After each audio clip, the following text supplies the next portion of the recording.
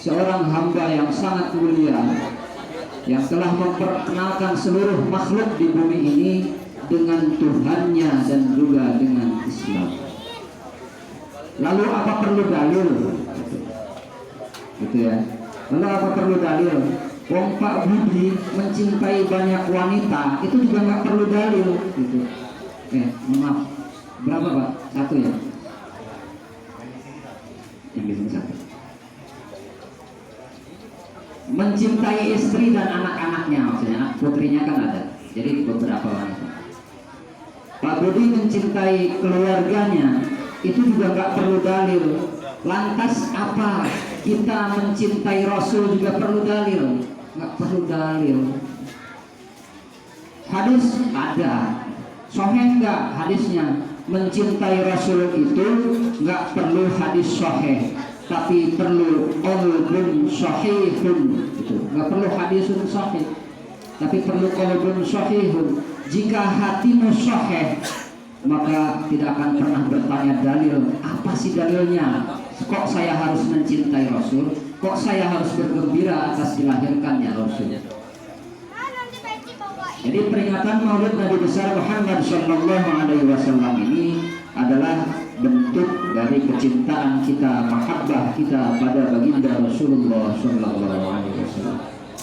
Karena sebagaimana telah saya sampaikan di beberapa waktu lalu, bahwa syarat dari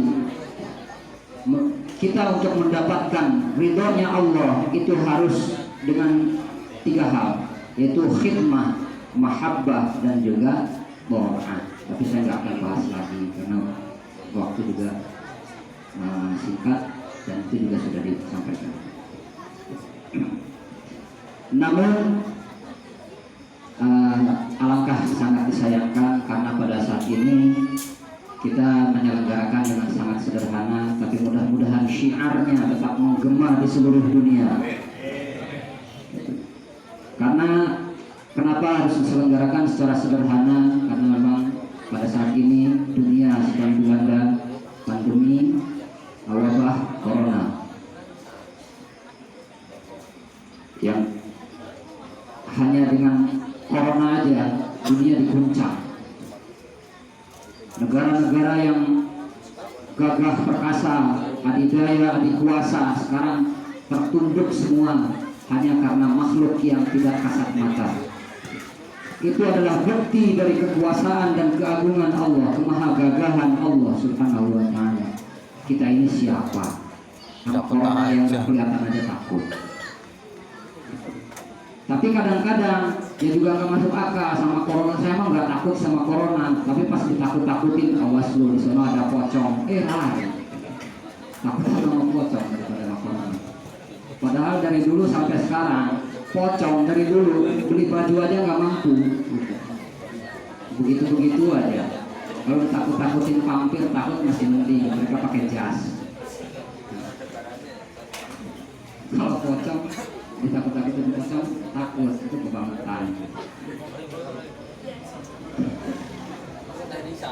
Kita harus takut sama yang namanya penyakit, karena dengan ketakutan akan melahirkan kehati-hatian. Jangan sombong. Jangan sombong, wah saya mah nggak takut corona, saya mah orang Islam, saya mah berwudu setiap saat, nggak bakal.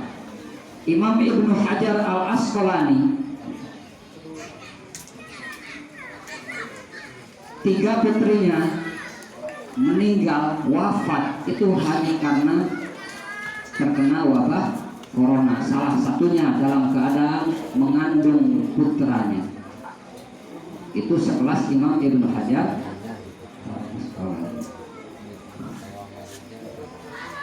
Lalu siapa kita yang menyombongkan diri, saya nggak akan kena corona, saya hamba Allah.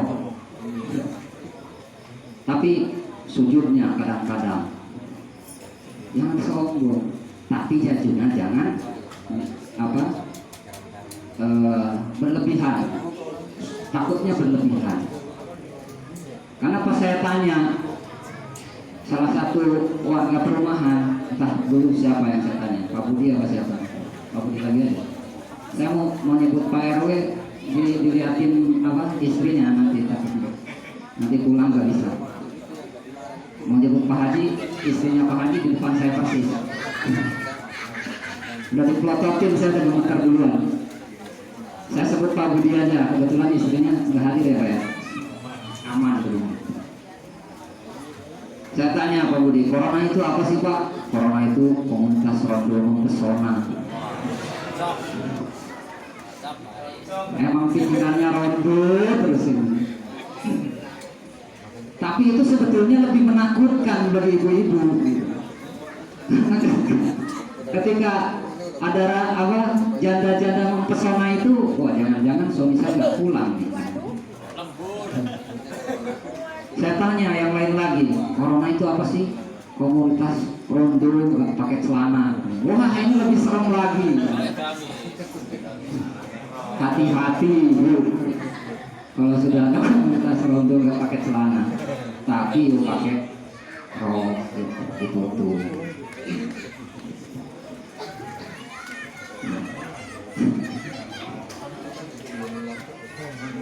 Kita nggak perlu takut berlebih, tapi juga tidak boleh menyepelekan. Nggak perlu takut berlebih, kita cukup berikhtiar melaksanakan protokol kesehatan yang sudah ditetapkan oleh pemerintah. Lantas selanjutnya kita serahkan semuanya pada takdir, pada kudrat dan iradatnya Allah Subhanahu wa Ta'ala.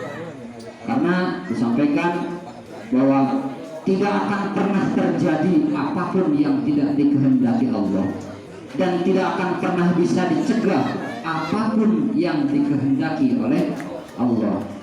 Innama amruhu idza arada syai'an ay yaqula lahu kun fayakun. Jadi nggak perlu takut. Bahkan di dalam doa qunut setiap subuh kita baca, fa innahu la ya'izzu man 'adait wa la yadhillu wa la. Tidak akan pernah mulia orang yang dihinakan oleh Allah, dan tidak akan pernah bisa hina rendah orang yang dimuliakan oleh Allah. Jadi jangan takut hina, jangan takut mati karena penyakit. Yang penting ya kita jangan menantang penyakit. Mana corona sini datang? Ya kalau corona yang kedua tadi ya nggak apa-apa. Tapi kalau corona yang menjadi pandemi dunia ini jangan ditantang. Karena apa? Ketika Anda dinyatakan positif corona, masuk rumah sakit, keluarga udah nggak bisa nemuin lagi. Sampai wafat dimakamkan nggak bisa ditemuin. Dimandiin ya juga secara darurat. Nggak dimandiin, tapi tayamumnya juga nggak sempurna. Karena apa? Tayamumnya di luar kotak, di luar peti, jadi nggak bersentuhan langsung dengan kulitnya. Setelah itu disolatkan oleh tim medis yang dia sepanjang hari nggak boleh membuka alat APD, alat pelindung diri. Makanya sepanjang hari dia tidak boleh berwudu. Artinya sholatnya sholat darurat. Jadi jangan pernah menantang, nggak boleh. Nah lantas selanjutnya, mohon maaf juga penyelenggaraan acaranya secara sederhana dan tidak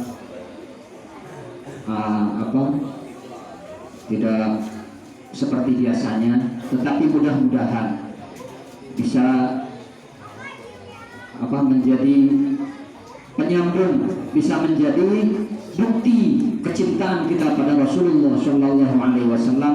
Bahkan di tengah-tengah pandemi ini kita tetap menghadiri acara maulid, tentunya dengan tetap bertawakal. Semoga kita semua diberikan keselamatan oleh Allah Subhanahu wa Ta'ala.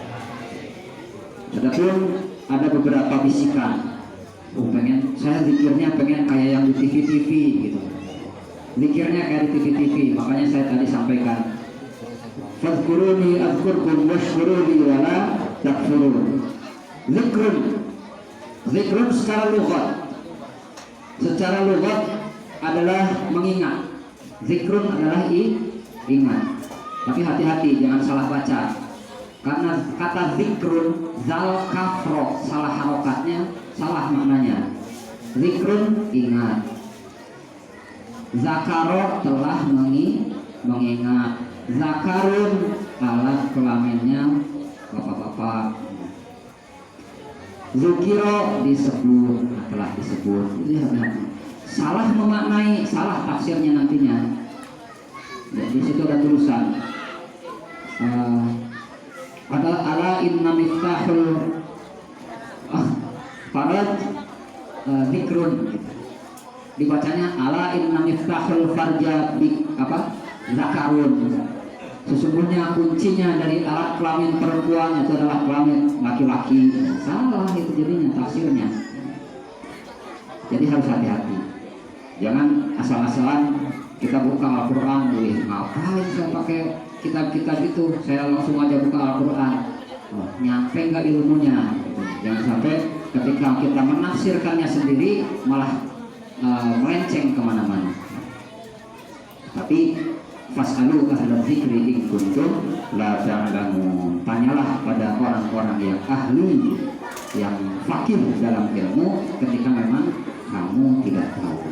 Jangan sok tahu. Tahu itu bagus, tapi sok tahu itu jelek banget. Kenapa zikirnya kok biasa aja? Zikirnya biasa aja. Sekali lagi, zikrun. Zikir itu berasal dari kata zikrun. Zikrun itu mengingat. Intinya adalah mengingat Allah. Lalu penyelenggaraan zikir bersama itu untuk membantu kita-kita yang sering lupa akan berzikir. Lantas zikir yang mana yang paling utama? Zikir yang paling utama disampaikan afdalul zikri fa'lam annahu la ilaha illallah. Lalu zikir yang seperti apa yang utama? Afdalul zikri zikrun khafiyun. Zikir yang paling afdal itu adalah zikir khafi, zikir yang tersembunyi, yang samar. Bahkan di sini di dalam Tanqihul Qaulul Hafiz disampaikan zikir yang paling utama adalah zikir yang tidak bisa didengar oleh malaikat maktubah, malaikat yang ditugasi untuk mencatat. Jadi yang sangat sir, artinya zikir di dalam hati, karena mengingat tujuannya. Lalu kenapa saya nggak memaksakan untuk zikir yang kayak di TV-TV itu loh, yang nangis-nangis gitu-gitu. Bapak berzikir sambil nangis karena tergetar hatinya oleh keagungan Allah, itu luar biasa. Tapi kalau kita berzikir sambil nangis yang dipaksakan, pura-pura tergetar hatinya sama Allah, itu malah menjadi ria. Bukannya dapat pahala zikir, malah mendapat dosa ria. Lalu ada lagi pokoknya setelah disampaikan, zikir yang paling bagus itu zikir khafi. Tapi kok ada teman saya zikirnya kencang. Itu masalahnya beliau itu menyadari diri bahwa sinyalnya sudah semakin lemah dari apa? Dari Rasulullah Shallallahu Alaihi Wasallam. Kalau sahabat dulu habis sholat duduk anteng begini merem, hatinya tetap berzikir. Kalau kita habis sholat duduk anteng sambil merem, yang ada apa? Ngebayangin kemana-mana. Oh iya, tadi saya melihat ini. Kenapa nggak saya rekam? Jadi saya bisa lihat lagi. Jadi yang diingat malah yang lain-lain. Terus apa yang harus dilakukan? Ya jangan mempersoalkan perbedaan kaifiyah dalam berzikir. Yang penting Anda berzikir. Kita berzikir, kita zikir enggak, pas dengar yang zikir protes. Zikir itu bukan begitu, harusnya begini-begini. Ini dalilnya, punya dalil tapi buat mendalili amal orang. Dalil itu harusnya dijadikan dalil itu kita cari untuk diamalkan oleh kita semua, bukan untuk mendalili amal orang. Lalu zikirnya ada yang gede-gede, la ilaha illallah, la ilaha illallah. Itu jangan dipersoalkan, karena memang sinyalnya jauh. Rasulullah itu tahun berapa? 571 Masehi dilahirkannya, 63 tahun kemudian wafat. Sampai sekarang berapa abad? Kita menerima ajaran Rasulullah saja itu melalui. Jadi yang kayak gitu itu berarti menyadari diri bahwa sinyalnya sudah semakin jauh dari Rasulullah. Zikir yang paling baik yang seperti apa lagi? Yang dilakukan secara sendirian, kopi sama, tidak ada yang tahu, bahkan malaikat tidak mendengar. Itu yang paling baik. Di sini saya katakan. Itu yang paling baik. Tentunya disesuaikan sama situasi dan kondisinya. Melihat kadar afdolnya dilihat dari mana? Dari asbab, bahwa ketika kita zikirnya dibikin jahar, dibikin kencang, la ilaha illallah, itu ikhlas apa ria? Itu yang tahu hanya kita dan Allah. Boleh yang lain, itu mah cuma buat biar kelihatan aja. Oh, itu berarti hatimu ada maksud, hatimu yang tidak sahih, hatimu yang ada penyakitnya. Lakukan amal kita, karena amalun walakum amalukum. Kenapa? Sekali lagi ini mengenai perbedaan. Istilah ummati rahmatun. Perbedaan di antara umatku adalah rahmat. Si anu zikirnya begini, si anu zikirnya begitu, saya lain lagi, itu nggak apa-apa. Itu hanya mengenai kaifiah. Lalu zikir hanya la ilaha illallah aja, enggak. Masih banyak zikir-zikir yang lain. Dijaharkan itu untuk membantu hati kita untuk agar selalu ingat sama Allah.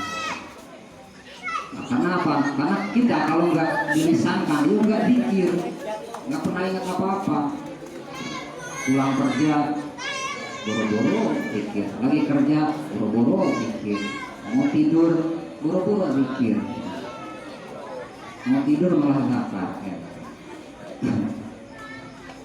Jadi dijaharkan untuk membantu hati kita agar hati kita terdorong untuk zikrullah. Bahkan sudah dijaharkan kita sama-sama berjamaah, ada puluhan jamaah di sini berzikir bersama, la ilaha illallah, la ilaha illallah. Hatinya masih kemana-mana, ya. Tadi saya lupa nyari-nyari kunci, sekarang ingat, taruhnya di mana? Karena biasanya memang obat lupa paling mujarab ya sholat, zikir dan lain-lain. Obat tidur paling ampuh khutbah Jumat. Coba aja bapak-bapak duduk pada saat khutbah Jumat dengerin khutbah Jumat serius, udah pasti ngantuk, berat banget. Itu setan lagi bekerja. Gitu. Kenapa? Karena pada saat kita beribadah rileks hati kita, pikiran kita lebih santai, lebih tenang. Makanya apapun yang tadi lupa jadi ingat, yang tadinya mau tidur susah banget tidur, pas begitu beribadah malah ngantuk.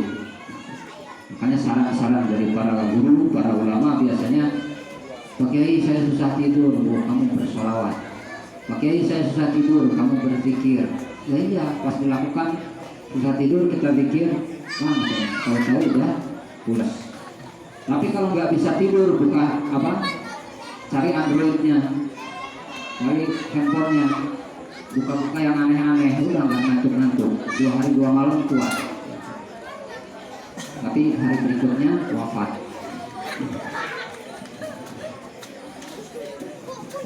Nah, kenapa sekali lagi mohon maaf tidak bisa memenuhi perintah, saya nggak bisa dibandingkan dengan beliau-beliau yang memang kelasnya sudah berbeda, hatinya sangat ikhlas, tergetar hatinya ketika mengingat Allah, langsung mengucurkan air mata. Saya tidak bisa menonton hal-hal seperti itu, mohon maaf saya sampaikan. Tetapi mohon maaf, bunyi belnya sudah udah ya, belum ya? Karena saya di sini mewakili Mike Tyson. Jadi kalau naik ring langsung dipasangin Lah, timer sekian menit, teng teng teng, turun mau nggak mau, udah mau mukul kayak gini, begitu teng turun. Saya enggak gitu, karena mengingat saat ini memang situasi sedang pandemi COVID-19.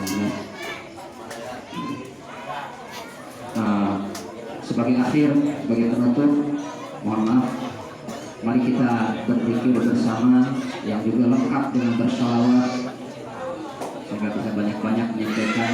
Mudah-mudahan dalam kesempatan saya lebih suka agak lengkap. Sini ada, nanti saya awali, bapak-bapak, ibu-ibu mengikuti ya. Hasbi Rabbi